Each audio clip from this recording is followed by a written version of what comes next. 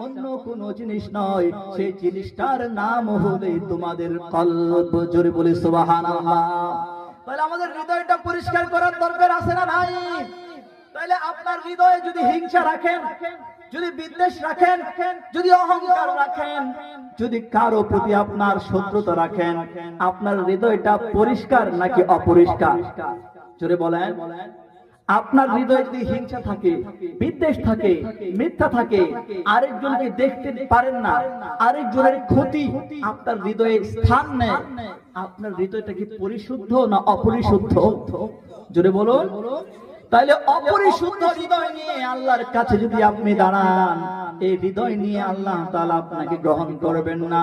আল্লাহ তাআলা কুরআনুল কারীমের সূরা শুআরার 88 এবং 89 নম্বর আয়াতে আল্লাহ তাআলা বলেন, ইয়াউমা লা ইয়ানফাউ মালুন ওয়ালা বানুন ইল্লা মান আতাল্লাহা বিকলবিন সালিম।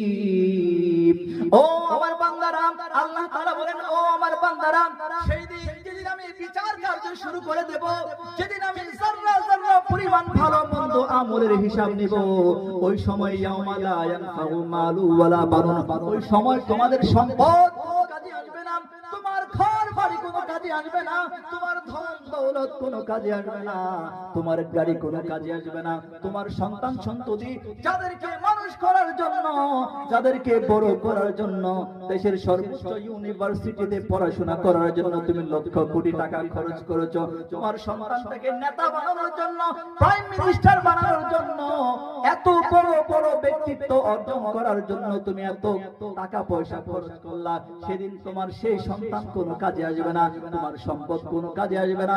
সেই দিন একমাত্র একটা বিষয় তোমার জন্য কাজে আসবে, সেটা হলো কলবুন সালিম, পরিশুদ্ধ আত্মা। তোমার আত্মাটা যদি পরিষ্কার থাকে, তোমার হৃদয়টা যদি পরিচ্ছন্ন থাকে, তোমার কলবের মাঝে যদি বিদ্বেষ না থাকে, তোমার কলবের মাঝে যদি হিংসা না থাকে, তোমার হৃদয়ের মাঝে যদি মিথ্যা না থাকে, মানুষের ক্ষতি না থাকে, হৃদয়টা যদি স্বচ্ছ বানাইতে পারো, আমি রব্বুল আলামিন তোমাকে আমার গ্রহণযোগ্য বান্দা হিসেবে কবুল করব। বলে সুবহানাল্লাহ। সালাতুন ইয়া রাসূলুল্লাহ আলাইকুম সালাম।